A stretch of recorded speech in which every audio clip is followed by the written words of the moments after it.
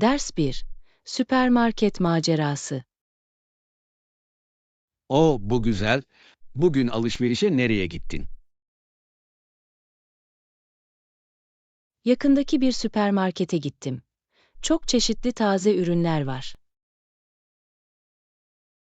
Kulağa uygun geliyor. Taze meyve ve sebzeler her zaman bir zorunluluktur. Kesinlikle. Evde hazırladığım yemeklerde büyük fark yaratıyorlar. Süpermarketlerin yerel ürünlere sahip olmasını seviyorum. Yakındaki çiftlikleri desteklemek iyi hissettiriyor. Evet ve genellikle kalite farkını tadabilirsiniz. Her zaman organik seçenekler de ararım, daha sağlıklı olma eğilimindedirler. İyi seçim. Vücudumuza ne koyduğumuza dikkat etmek önemlidir. O süpermarkete bakmam gerekecek. Gezmeye değer görünüyor. Ders 2. Heyecan verici haberler. Eve kadar koştum ve heyecanla kapıdan koştum. Ne oldu? Heyecanlı görünüyorsun. Bağırdım, anne, anne ve gözleri açık bir şekilde yatak odasından çıktı. Sadece yüzündeki ifadeyi hayal edebiliyorum. Ne paylaşmak istedin? Başvurduğum bir burs hakkında harika haberler aldım. Bu harika. O anda seninle gurur duymuş olmalı. Kesinlikle. Başarıyı birlikte kutlarken heyecanı benimkiyle eşleşti. Sevdiklerinizle iyi haberleri paylaşmak her zaman güzeldir. Evet, bu anlar tüm sıkı çalışmayı inanılmaz derecede ödüllendirici hissettiriyor. Ders 3. Amelia Earhart'ın mirası. Amelia Earhart'ın gizemli kaderini hiç düşündün mü? Evet, okyanusta kaybolması büyük bir trajedi. Ama hayatı çok heyecan vericiydi. Kesinlikle. Havacılıkta öncüydü, zamanında kadınların önündeki engelleri aştı. Maceracı ruhu bugün birçok insana ilham vermeye devam ediyor. Ölümünün bir sır olarak kalması yürek burkan ama mirası yaşıyor. Kesinlikle. Kararlılığın inanılmaz başarılara yol açabileceğini gösterdi. Sınırları nasıl zorladığına ve hayallerine ulaşmak için risk aldığına hayranım. Hikayesi bizi zorlukları benimsemeye ve tutkularımızın peşinden gitmeye teşvik ediyor. Gerçekten tarihte dikkate değer bir figürdü. Ders 4. Mühendislik dönüm noktaları. İçten yanmalı motorun birkaç mucit tarafından geliştirildiğini biliyor muydunuz? Evet, bunun hakkında okudum. Bu motor, ulaşımda devrim yaratan benzin yakarak çalıştı. Başka bir Alman mucit olan Karl Benz, bu çığır açan teknolojiyle çalışan bir araba yaptı. Bu büyüleyici. Onun icadı modern otomobillerin temelini attı. Kesinlikle. O zamandan beri ne kadar ileri gittiğimizi düşünmek şaşırtıcı. Bu yeniliklerin toplum üzerindeki etkisi çok büyük olmuştur. Gelecekte başka hangi icatların hayatımızı değiştireceğini sık sık merak ediyorum. Evet, teknoloji gelişmeye devam ediyor ve bundan sonra ne olacağını görmek için heyecanlıyım. Her çağın dünyayı değiştiren öncüleri vardır. Tıpkı benzin yaptığı gibi. Ders 5. Acil çağrılar. Nicole'un polise 30 acil çağrı yaptığını düşünmek çılgınca. Evet ve bu çağrıların hiçbiri onu çevreleyen olaylardan sonra resmi suçlamalara yol açmadı. Bu onun için inanılmaz derecede sinir bozucu olmalı, ciddiye alınmadığını hissetmek. Kesinlikle. Acil durumların nasıl ele alındığıyla ilgili bazı sorunları vurgulamaktadır. Neden bu kadar çok kez yardım isteme ihtiyacı hissettiğini anlayabiliyorum. Bu zor bir durum ve insanların kendilerini güvende ve desteklenmiş hissetmeleri önemlidir. Umarım deneyimleri sistemde daha iyi farkındalığa ve gelişmelere yol açar. Evet, özellikle kritik durumlarda herkes duyulmayı hak ediyor. İletişim ve eylem herkes için güvenliği sağlamanın anahtarıdır. Ders 6. Yüzme başarıları. Çadik'i duydun mu? Yüzmedeki başarıları oldukça etkileyici. Evet, İngiliz kanalını her iki yönde de yüzdü. Ki bu şaşırtıcı. Ancak kimsenin başarılarını gerçekten kabul etmemesi şaşırtıcı. Bu doğru. Böyle bir başarının fark edilmeyeceğine inanmak zor. Bağlılığı ve becerisi daha geniş çapta kutlanmalıdır. Kesinlikle. Böyle bir başarıya ulaşmak çok büyük güç ve dayanıklılık gerektirir. Hikayesinin birçok hevesli sporcuya sınırlarını zorlamaları için ilham verebileceğini düşünüyorum. Evet, sporda engelleri aşanları tanımak önemlidir. Chadwick'in mirası hatırlanmayı ve onurlandırılmayı hak ediyor. Ders 7. Kıyı keşifleri. Avrupalıların yüzlerce yıldır Afrika kıyılarında nasıl dolaştığını hiç düşündünüz mü? Kaşiflerin bilinmeyene girmeleri için gereken cesareti düşünmek büyüleyici. Kesinlikle. Tehlikeli sularda gezintiler ve yol boyunca sayısız zorlukla karşılaştılar. Ve yine de, keşif arzuları tehlikelere rağmen onları ileriye itti. Her yolculuk yeni ticaret yolları açtı ve farklı kültürleri temasa geçirdi. Bu doğru.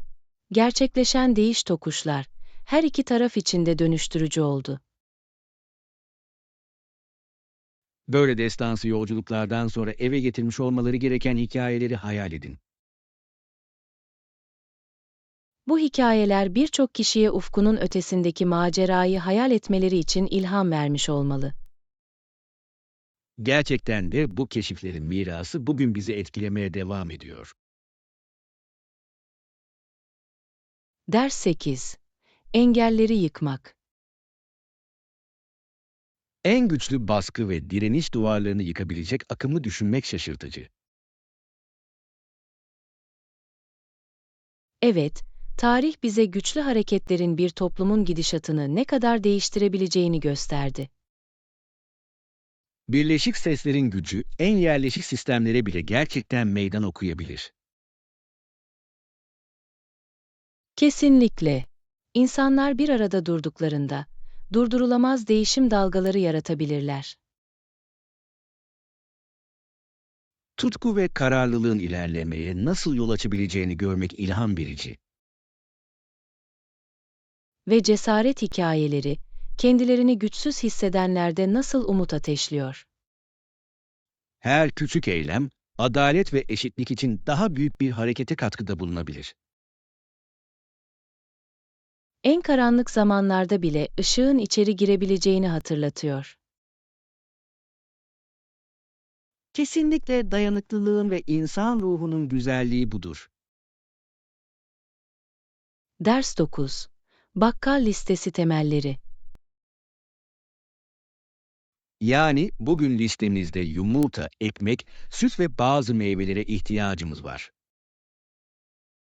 Bu hafta sağlıklı bir yemek için sağlam bir plan gibi görünüyor. Evet, bu temellere sahip olmak kahvaltı ve atıştırmalıkları hazırlamayı kolaylaştıracaktır. Bu malzemelerin farklı tarifler için ne kadar çok yönlü olduğunu seviyorum. Kesinlikle. Omletlerden lezzetli smoothie'lere kadar her şeyi yapabilirsiniz. Ve sağlıklı bir tatlı için taze meyvenin sevincini de unutmayalım. Doğru. Yemeklerimize hoş bir dokunuş katan basit bir zevk. Kilerimizi bu zımba malzemeleriyle dolu tutmanın çok önemli olduğunu düşünüyorum. Kesinlikle uzun vadede zamandan ve paradan tasarruf sağlar. Ders 10. Gündelik stil seçimleri. Sıradan bir şey düşünüyorum. Belki düz beyaz bir gömlek bu durum için ideal olabilir. Kulağa harika geliyor. Klasik beyaz gömlek her zaman şık bir seçimdir. Çok yönlü. Onu giydirebilir veya rahat tutabilirsiniz. Kesinlikle. Rahat bir görünüm için kot pantolonla eşleştirebilir veya daha resmi bir şey için pantolonla eşleştirebilirsiniz. Ve gerçekten her mevsim için mükemmel. Evet, hafif bir ceket veya hırka gibi katmanlarla da iyi çalışır. Ayrıca farklı renk ve stillerle aksesuar yapmak kolaydır. Basit parçaların zahmetsizce cilalı bir görünüm yaratabilmesini seviyorum. Modanın güzelliği budur. Bazen daha azı gerçekten daha fazladır. Ders 11. Teknoloji mağazası macerası. Bence mağazada benzerlerini bulmalıyız. Teknoloji çok hızlı gelişiyor. Doğru. Yenilikleri görmek için teknoloji mağazasına bir gezi planlamalıyız.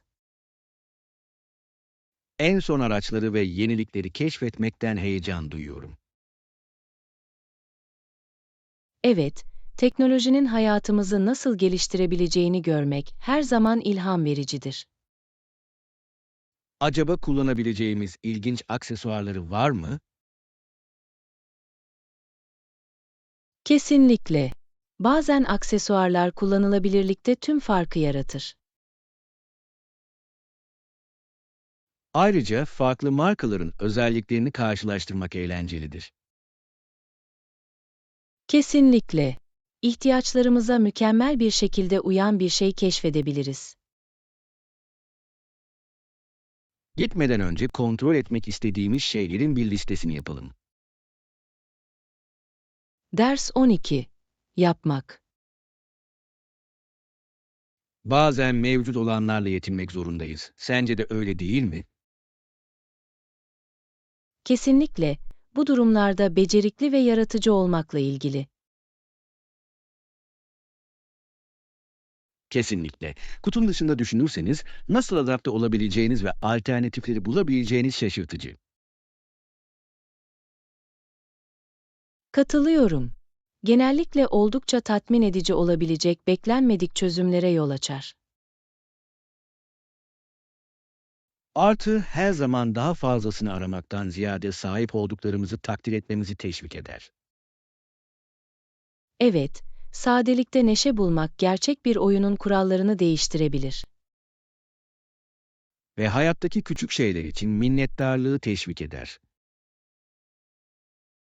Günlük deneyimlerimizi geliştirebilecek değerli bir ders. Bu hafta için planlarımızda gezinirken bu zihniyeti koruyalım. Ders 13. Alışveriş tercihleri. Aralarından seçim yapabileceğiniz çok fazla mağaza var. Alışveriş yaparken genellikle ne ararsınız? Kaliteye nislik yerine öncelik verme eğilimindeyim. Uzun ömürlü ürünler istiyorum. Bu mantıklı. İyi ürünlere yatırım yapmak genellikle uzun vadede para tasarrufu sağlar. Kesinlikle. Ayrıca seri üretilmeyen benzersiz ürünleri keşfetmeyi de seviyorum. Bu buluntular genellikle daha fazla karaktere sahiptir ve kendi hikayelerini anlatırlar. Evet, eşya koleksiyonuma kişisel bir dokunuş katıyor. Ayrıca iyi müşteri hizmetlerini takdir ediyorum. Alışveriş deneyimini geliştirir. Kesinlikle. Güler yüzlü bir personel tüm farkı yaratabilir. Peki bugün alışveriş maceramıza nereden başlamalıyız? Ders 14. Koşu etkinlikleri. Daha az ciddi koşucular genellikle etkinliğe kadar ve etkinlik sırasında şehir çapında bir parti atmosferi yaratır. Bu tür toplantıların toplumu kutlamada nasıl bir araya getirdiği inanılmaz.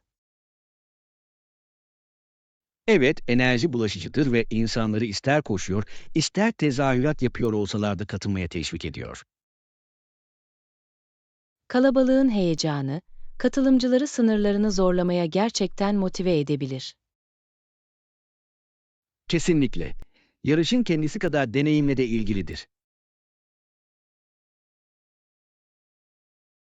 Ve dahil olan herkes arasında zindeliği ve refahı teşvik etmenin harika bir yolu. Bu olayların yabancılar arasında nasıl bir dostluk duygusu yarattığını seviyorum. Evet, insanların birbirlerini desteklendiğini görmek iç açıcı. Beceri seviyeleri ne olursa olsun. Şehrimizdeki bir sonraki büyük etkinlik için takvimlerimizi işaretleyelim. Ders 15. Yeni ufukları keşfetmek. Hiç yeni ufuklar keşfetme ve farklı kültürleri ilk elden deneyimleme dürtüsünü hissettin mi? Kesinlikle. Kendimi yeni bir ortama sokma ve farklı insanlarla tanışma fikri inanılmaz derecede heyecan verici. Canlı pazarlarda dolaştığınızı, egzotik yiyecekleri tatmayı ve bizimkinden çok farklı gelenekleri öğrendiğinizi hayal edin. Kulağa harika geliyor. Her yerin anlatacak kendine özgü bir hikayesi vardır.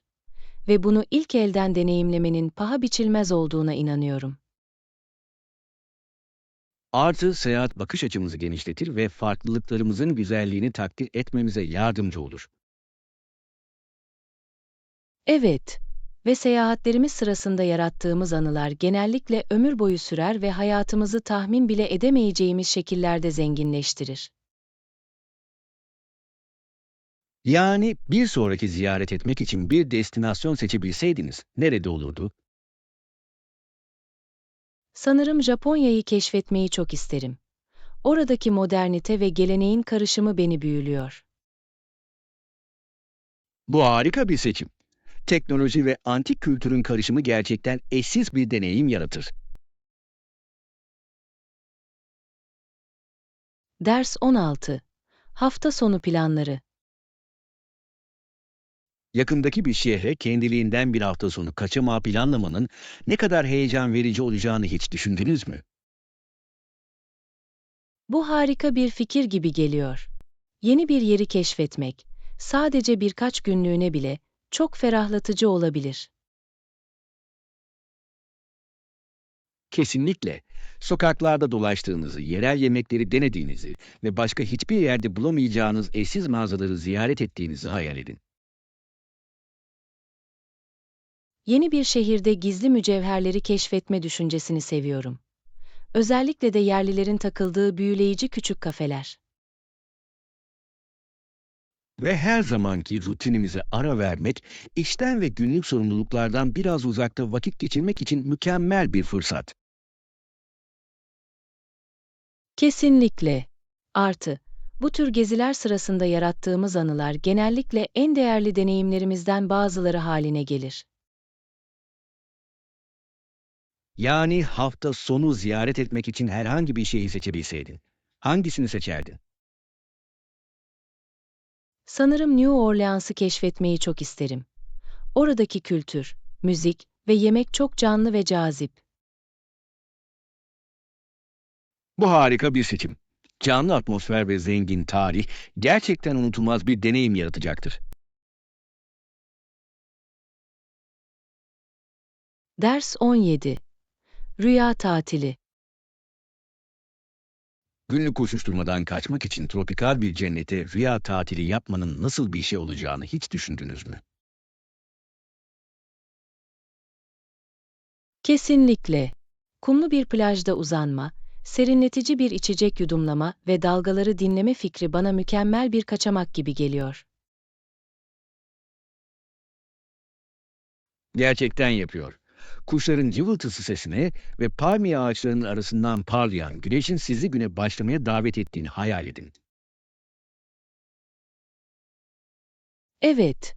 Ve renkli balıklarla çevrili şnorkelli yüzme sırasında canlı mercan resiflerini keşfetme düşüncesi her zaman deneyimlemek istediğim bir şeydir. Ayrıca sahil restoranlarında yerel lezzetleri deneyebilir. O sabah yakalanan taze deniz ürünlerinin tadını çıkarabiliriz. Kesinlikle. Ziyaret ettiğiniz yerin kültürünü yansıtan otantik yemeklerin tadına bakmanın çok özel bir yanı var. Yani ziyaret etmek için herhangi bir ada seçebilseydiniz hangisi olurdu? Bali'ye gitmeyi çok isterim. Güzel manzaralar ve zengin kültür inanılmaz derecede cazip. Bu harika bir seçim. Çarpıcı doğa ve büyüleyici geleneklerin karışımı unutulmaz bir macera yaratacaktır. Ders 18. Pazarda bir gün. Atmosferin canlı renkler ve taze ürünlerin enfes aromalarıyla dolu olduğu yerel bir pazarı hiç ziyaret ettiniz mi? Kesinlikle. Meyve, sebze ve el yapımı ürünlerle dolu tezgahlarda yürümenin çok canlı ve davetkar bir yanı var. Kesinlikle. Her satıcının benzersiz ürünlerini sergilemesini, genellikle onların nasıl büyüdüklerini veya yarattıklarına dair hikayeler paylaşmasını seviyorum. Evet ve yeni tatlar ve malzemeler keşfederken yerel çiftçileri ve zanaatkarları desteklemek için harika bir fırsat. Lezzetlerden bahsetmişken, pazarı keşfederken her zaman taze meyve veya unlu mamul örneklerini denemeyi dört gözle bekliyorum. Ben de. Bu küçük ısırıklar beni genellikle başka türlü denemeyeceğim yeni favoriler keşfetmeye yönlendiriyor. Yani pazardan eve getirmek için bir ürünü seçebilseydin ne olurdu? Sanırım biraz olgun, sulu çilek seçerdim. Sadece lezzetli değil, aynı zamanda tatlı yapmak için de mükemmeldirler. Kulağa hoş geliyor. Taze çilekler bir kurabiye içinde veya hatta tek başlarına şeker serpilerek harika olurdu. Ders 19. Hafta sonu macerası. Yakındaki bir şehri kendiliğinden bir hafta sonu macerasına atılmanın ne kadar heyecan verici olacağını hiç düşündünüz mü?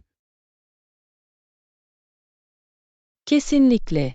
Yeni yerler keşfetmenin, yerel yemekleri denemenin ve farklı kültürleri deneyimlemenin heyecanı inanılmaz derecede çekici. Büyüleyici sokaklarda dolaşmayı, eşsiz mağazaları keşfetmeyi ve hareketli bir pazarın canlı atmosferinin tadını çıkarmayı hayal edin. Evet, sadece birkaç günlüğüne bile olsa kendimizi farklı bir ortama sokmanın büyülü bir yanı var.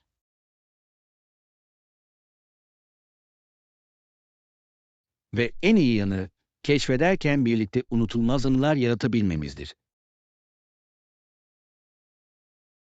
Kesinlikle. Artı, yerel lezzetleri denemek ve belki de gizli mücevherlere rastlamak deneyimi daha da özel kılıyor. Yani hafta sonu ziyaret etmek için Herhangi bir şehir seçebilseydiniz hangisi olurdu? Sanırım New Orleans'ı keşfetmeyi çok isterim. Müzik, yemek ve kültür basitçe karşı konulmaz. Bu harika bir seçim. Canlı atmosfer ve zengin tarih kesinlikle harika bir kaçamak sağlayacaktır. Ders 20. Doğayı keşfetmek. Güzel manzaralar ve temiz havayla çevrili bir hafta sonu doğaya dalmış bir hafta sonu geçirmenin ne kadar ferahlatıcı olacağını hiç düşündünüz mü? Kesinlikle. Yemyeşil ormanlarda yürüyüş yapmak ve doğanın huzurunun tadını çıkarmak için şehir hayatının koşuşturmacasından kaçma fikri çok çekici. Sadece bir düşünün esintide hışırdayan yaprakların sesi ve etrafımızda çiçek açan canlı kır çiçeklerinin görüntüsü. Evet, ve sakin bir göl kenarında rahatlayabileceğimiz ve gün batımında muhteşem manzaraları seyredebileceğimiz rahat bir kamp alanı kurduğunuzu hayal edin. Ayrıca sayısız yıldızla dolu berrak bir gökyüzüyle geceleri, yıldızlara bakma şansı tek kelimeyle büyülü olurdu. Kesinlikle. Dışarıda, ekranlardan ve dikkat dağıtıcı şeylerden uzak olmanın, kendimizle yeniden bağlantı kurmamızı sağlayan çok sakinleştirici bir şey var. Yani keşfetmek için herhangi bir yürüyüş parkuru seçebilseydiniz, hangisi listenizin başında olurdu?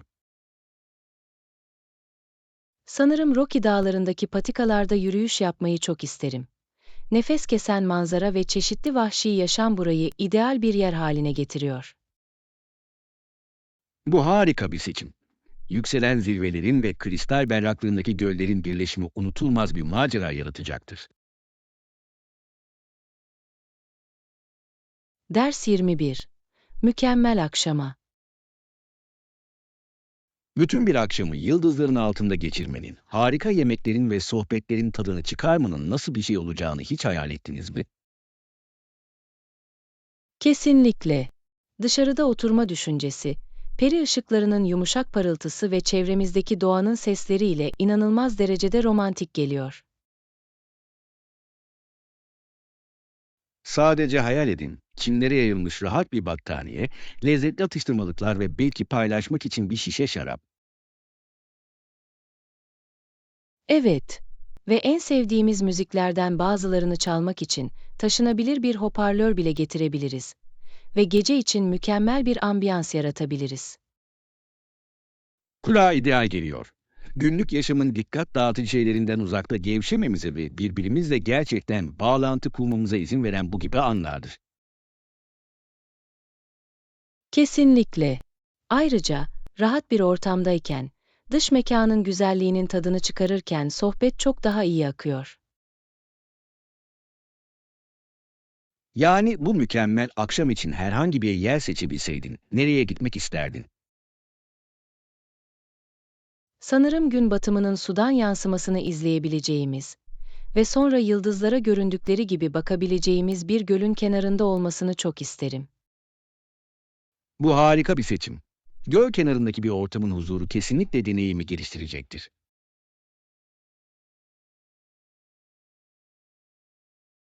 Ders 22. Hafta sonu kaçamağı.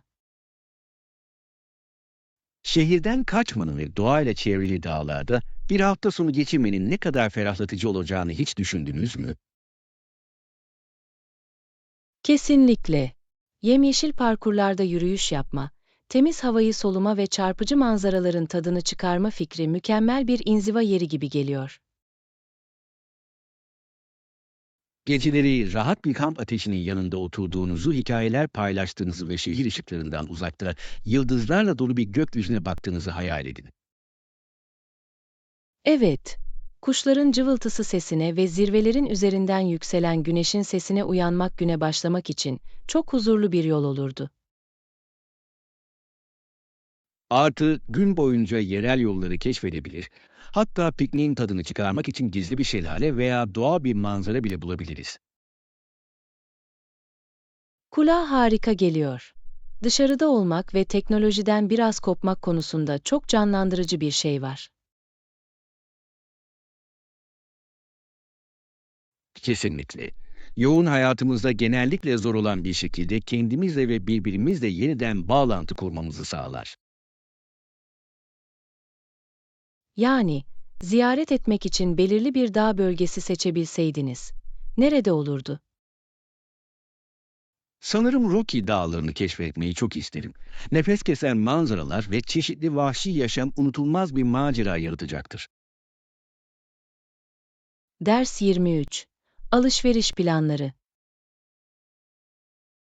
Bu hafta sonu alışveriş gezimi sırasında satın almanız gereken belirli öğeler var mı?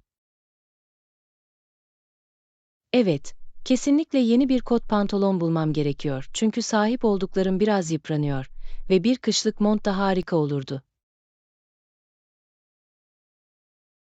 Bu iyi bir plan gibi geliyor. Şık ama sıcak bir ceket bulmak, özellikle rahat kalmak istediğinizde soğuk aylar için çok önemlidir. Kesinlikle.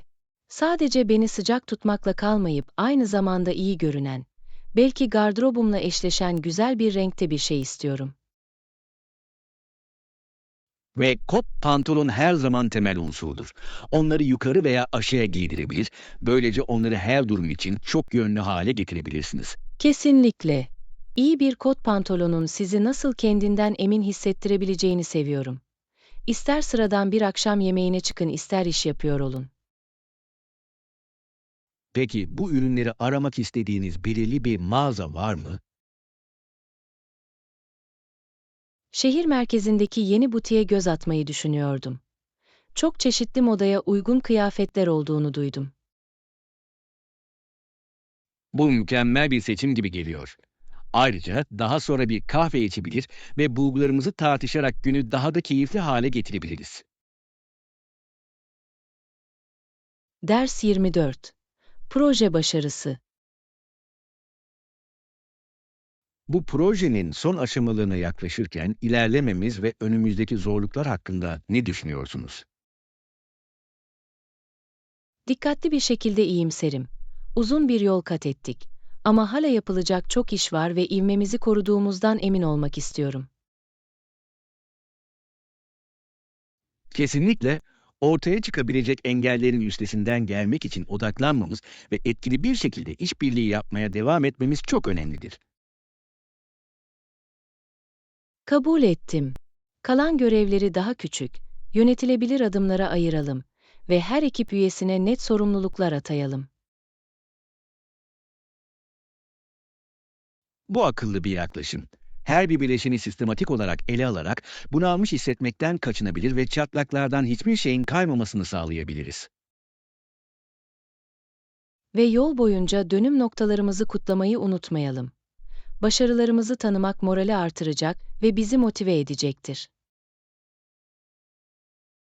Kesinlikle. İlerlememizi kabul etmek bize ne kadar ileri gittiğimizi hatırlatacak ve bitiş çizgisine ulaşma taahhüdümüzü güçlendirecektir. Peki, bu projenin son aşamasında kendimizi başarıya hazırlamak için bugün yapabileceğimiz bir şey nedir? Bence zaman çizelgemizi gözden geçirmek, endişeleri ele almak ve ortak hedeflerimizi yeniden teyit etmek için bir ekip toplantısı planlamalıyız. Ders 25. Film önerisi. Bu hafta sonu alışveriş gezimiz sırasında satın almanız gereken belirli öğeler var mı? Evet, kesinlikle yeni bir kot pantolon bulmam gerekiyor çünkü sahip olduklarım biraz yıpranıyor ve bir kışlık mont da harika olurdu. Bu iyi bir plan gibi geliyor. Şık ama sıcak bir ceket bulmak, özellikle rahat kalmak istediğinizde soğuk aylar için çok önemlidir. Kesinlikle. Sadece beni sıcak tutmakla kalmayıp aynı zamanda iyi görünen, belki gardırobumla eşleşen güzel bir renkte bir şey istiyorum. Ve kot pantolon her zaman temel unsurdur. Onları yukarı veya aşağı giydirebilir, böylece onları her durum için çok yönlü hale getirebilirsiniz. Kesinlikle. İyi bir kot pantolonun sizi nasıl kendinden emin hissettirebileceğini seviyorum. İster sıradan bir akşam yemeğine çıkın, ister iş yapıyor olun. Peki, bu ürünleri aramak istediğiniz belirli bir mağaza var mı? Şehir merkezindeki yeni butiğe göz atmayı düşünüyordum. Çok çeşitli modaya uygun kıyafetler olduğunu duydum. Bu mükemmel bir seçim gibi geliyor. Ayrıca daha sonra bir kahve içebilir ve bulgularımızı tartışarak günü daha da keyifli hale getirebiliriz. Ders 26. Apartman düşleri. Son zamanlarda yaşam durumumuzu düşünüyordum ve balkonlu 2 yatak odalı bir dairenin bizim için mükemmel olacağını hissediyorum. Kulağa harika geliyor. Bir balkon bize temiz havanın tadını çıkarma ve hatta bazı bitkiler yetiştirme şansı verir. Kesinlikle. Sabahları şehre bakarken kahveyi yudumladığınızı hayal edin. Güne başlamak için çok rahatlatıcı bir yol olurdu. Ve fazladan bir yatak odasına sahip olmak, sonunda sıkışık hissetmeden arkadaşlarımız olabileceğimiz anlamına gelir. Artı aile ziyaretleri için harika olurdu. Kendi alanlarına sahip olacaklardı. Bu fikri seviyorum. Ekstra odayı ev ofisi veya hobi alanı olarak da kullanabiliriz. Bu doğru. İş veya yaratıcı projeler için özel bir alan daha iyi odaklanmamıza yardımcı olabilir. Ve akşam yemeği partilerine ev sahipliği yapmayı unutmayalım. Geniş bir yaşam alanı onu çok eğlenceli hale getirecektir. Kesinlikle. Balkonla yaz aylarında dışarıda barbekü bile yapabiliriz.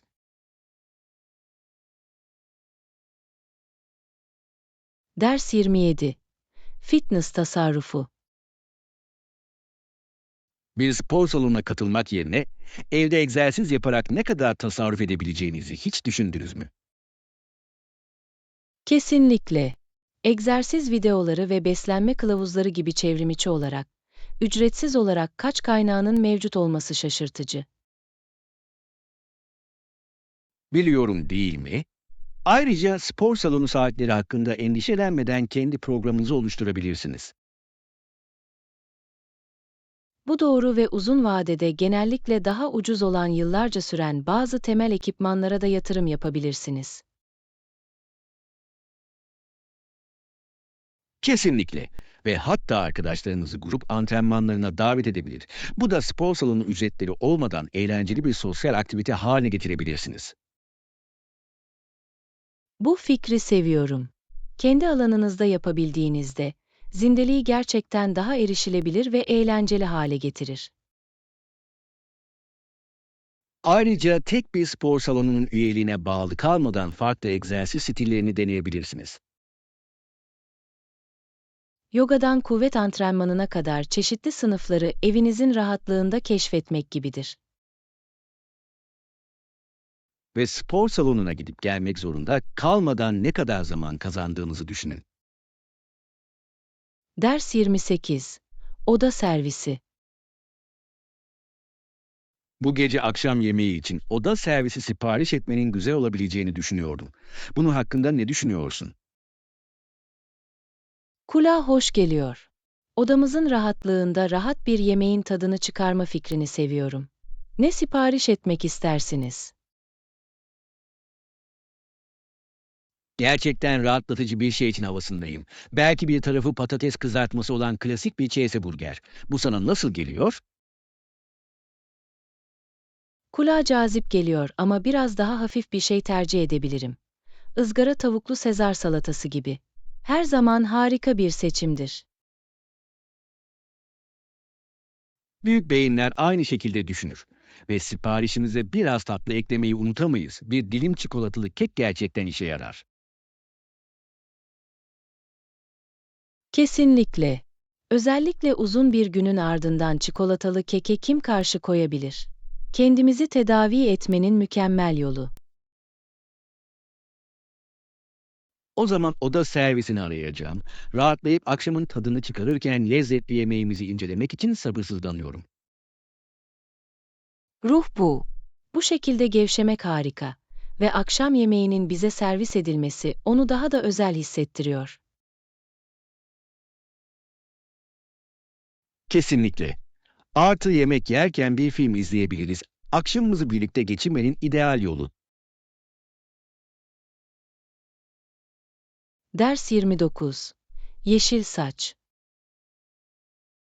Festival için saçlarımı yeşile boyamak istemiştim ama şimdilik beklemeye karar verdim. Bu ilginç bir seçim. Yeşil saç kesinlikle bir açıklama yapabilir. Ama neden beklemek isteyebileceğini anlıyorum.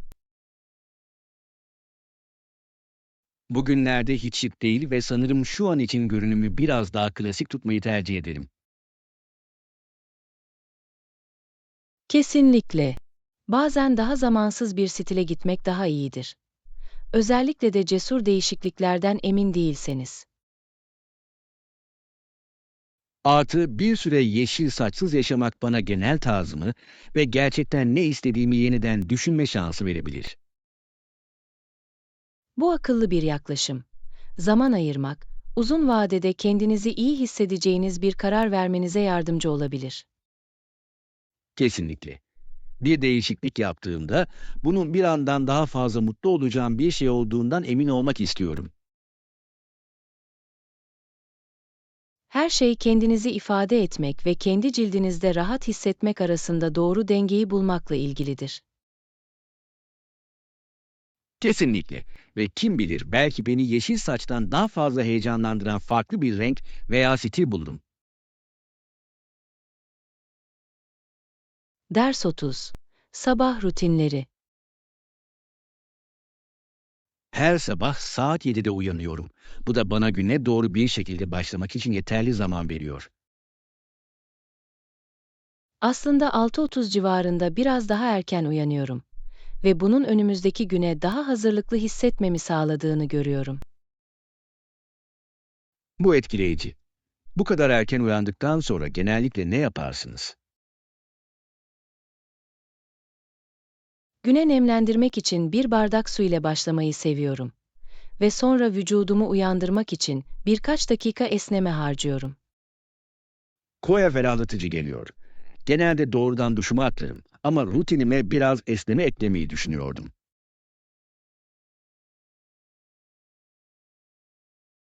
Özellikle bütün gün bir masada oturursanız gerçekten bir fark yaratır. Gerginliğini hafifletmeye yardımcı olur ve sizi esnek tutar. Bunu görebiliyorum. Duşumdan sonra genellikle sabahımın en önemli kısımlarından biri olduğunu düşündüğüm kahvaltı yaparım. Kesinlikle. İyi bir kahvaltı günün geri kalanının tonunu belirler. Genellikle ne yersin? Genellikle biraz meyve ve kuru yemişli yulaf ezmesi tercih ederim. Beni tok tutar ve enerji verir.